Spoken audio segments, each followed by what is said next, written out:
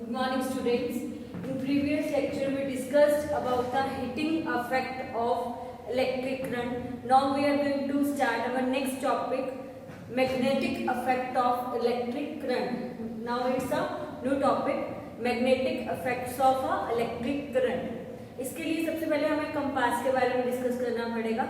अपने कंपास का तो हम यूज करते हैं, किस लिए यूज करते हैं? मैग्नेटिक कंपास का यूज करते हैं for the know the direction को बताने के लिए, डायरेक्शन को शो करने के लिए हम क्या करते हैं? कंपास का यूज करते हैं. कंपास में एक नीडल प्रेजेंट होती है.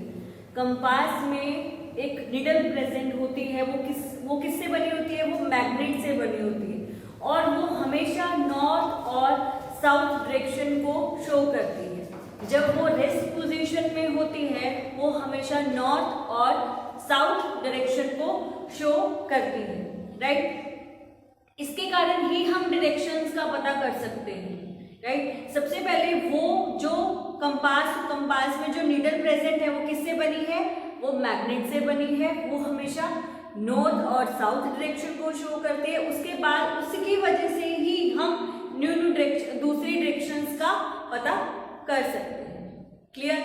यह था कि कंपास. फिर उसके बाद जब एक मैग्नेट को दूसरे मैग्नेट के पास लेके जाया जाता है, जब एक मैग्नेट को दूसरे मैग्नेट के पास लेके जाया जाता है, उनका जो पोल होता है वो सेम हो तो वो क्या होता है?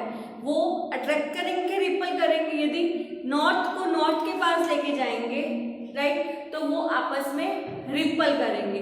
यदि ऑपोजिट पोल को आपस में लेके जाया जाता है, जैसे एक का एन होगा दूसरे का एस होगा, तो वो क्या करेंगे? आपस में अट्रैक्ट करेंगे. क्लियर? जब एक मैग्नेट को दूसरे मैग्नेट के पास लेके जाया जाता है, या तो वो अट्रैक्ट करते हैं या वो रिपल करते हैं. ये डिपेंड करता है कि उनका सेम पोल है या उनका ऑपोजिट पोल है. ओके, देखो सबसे पहले तो एक कंपास है जो डायरेक्शन शो करता है नॉर्थ और साउथ. राइट? ये हमेशा नॉर्थ साउथ डायरेक्शन में रेस्ट पोजीशन में जब होगा तब ये हमेशा नॉर्थ और साउथ डायरेक्शन को शो करता है. क्लियर?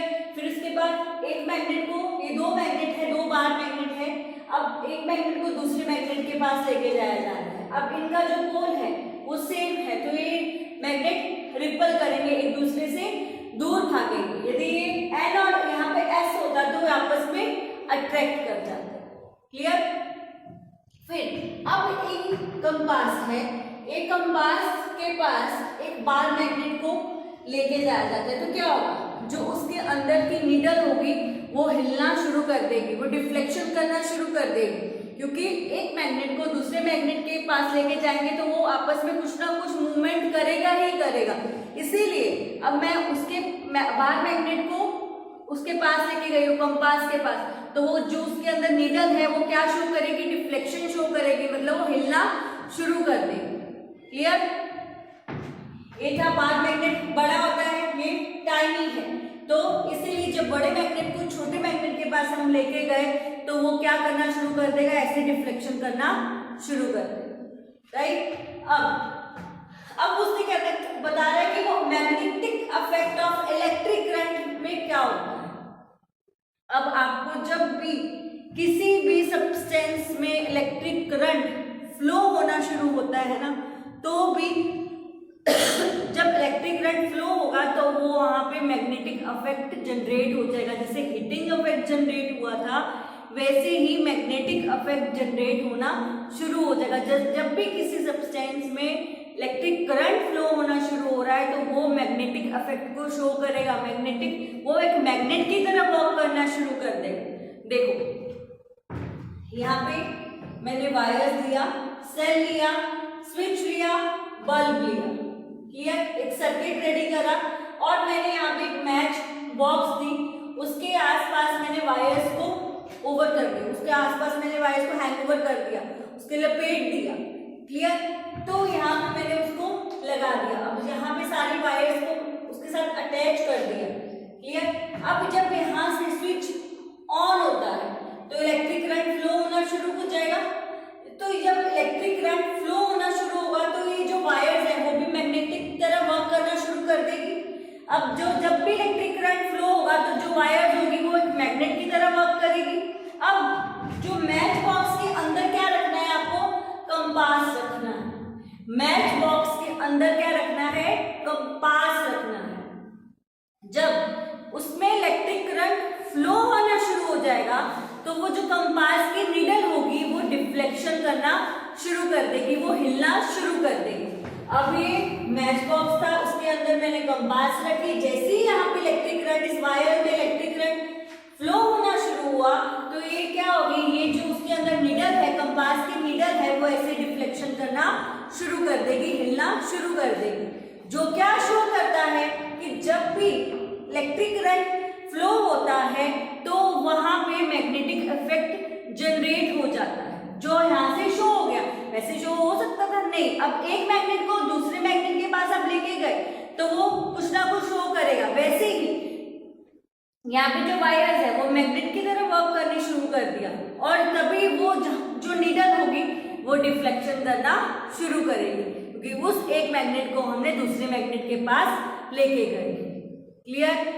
फिर यहाँ पे अब मैंने ये वायर में भी तो इलेक्ट्रिक करंट फ्लो हो रहा है ना, इस वायर में तो इलेक्ट्रिक करंट फ्लो हो रहा है, तो यहाँ पे मैं लेके जाती हूँ कंपास को, मैं यहाँ पे लेके जाती हूँ तो यहाँ पे भी क्या होगा, जो ये नीडल होगी ऐसे डिफ्लेक्शन करना शुरू कर देगी, मतलब वो हिलना शुरू कर देगी। जो शो करता है जब भी इलेक्ट्रिक करंट फ्लो होता है तो उसमें क्या होता है, मैग्नेटिक इफेक्ट जनरेट होता है। जैसे हीटिंग इफेक्ट हुआ था वैसे ही मैग्नेटिक इफेक्ट जनरेट होगा ही होगा।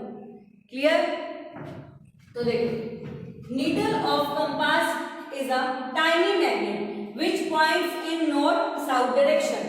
वो पॉइंट करता है नॉर्थ साउथ डायरेक्शन को और वो टाइनी मैग्नेट है। ये किसने, उसके बाद needle get deflected, needle get deflected when comes near the current flowing wire. जब करंट फ्लोइंग वायर के पास मैं लेके गई हूं तो वो नीडल क्या होनी शुरू हो जाएगी, डिफ्लेक्ट करना शुरू हो जाएगी। अब मैं वो स्विच ऑफ कर दूं, राइट, अब मैं स्विच ऑफ कर दूं, करंट फ्लो होना बंद हो जाएगा तो वो वायर है वो मैग्नेट की तरह वर्क नहीं करेगी।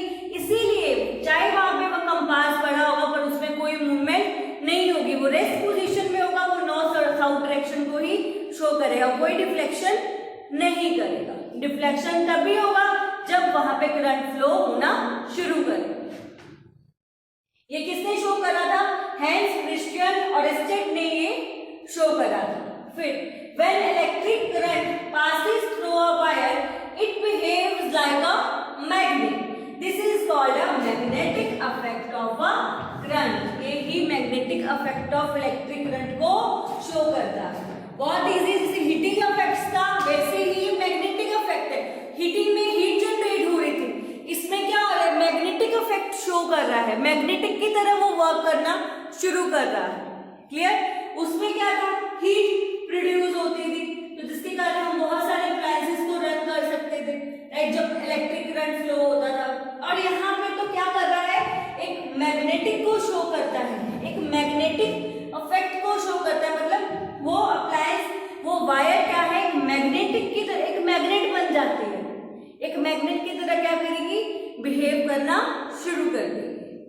क्लियर। इसमें अपने कंपास दिया, मैग्नेट कंपास दिया, फिर हमने कंपास को लेकर ये एक्सपेरिमेंट ये शो करा कि जब कभी भी करंट फ्लो होता है तो वो एक मैग्नेटिक इफेक्ट में जनरेट हो जाता है, तो तभी वो मैग्नेटिक दूसरा मैग्नेटिक में डिफ्लेक्शन क्रिएट कर देता है। क्लियर। तो यहाँ पे जो मेरा टॉपिक है वो फिनिश हो गया। इसमें हमने दो टॉपिक कवर अप कर लिए। लास्ट में हमने हीटिंग इफेक्ट करा था, अब हमने मैग्नेटिक इफेक्ट करा है। ये दोनों टॉपिक बहुत इंपॉर्टेंट टॉपिक हैं कि हीटिंग और मैग्नेटिक, इनमें डिफरेंस भी आ सकता है कि हीटिंग इफेक्ट्स में क्या होता है, मैग्नेटिक इफेक्ट में क्या होता है। हीटिंग में हीट जनरेट, मैग्नेटिक में वो मैग्नेट की तरह बिहेव करता है। हीट्स के तुम्हें सारे पॉइंट्स क्लियर थे कि उसमें कौन कौन से अप्लायंस है, हीट जनरेट होती है तो कौन कौन से हम हीटर का यूज कर सकते हैं, अब आयरन का यूज कर सकते हैं, राइट, हम हेयर ड्रायर का यूज करते हैं। सब हीट किस पे डिपेंड करती थी, वायर्स पे डिपेंड करती थी। वायर्स की थिकनेस पर, लॉन्गेस्ट पर, वायर्स का सब्सटेंस कौन सा है उस पर डिपेंड करती थी। जो मैग्नेट है, मैग्नेट में तो सीधे ही जब भी इलेक्ट्रिक करंट वो वायर पे फ्लो करेगा तो वो वायर ही एक मैग्नेट की तरह बिहेव करना शुरू कर देंगे। क्लियर? तो यहाँ पे जो टॉपिक है वो यहाँ पे फिनिश होता है। नेक्स्ट हम नेक्स्ट वीडियो में शुरू करेंगे।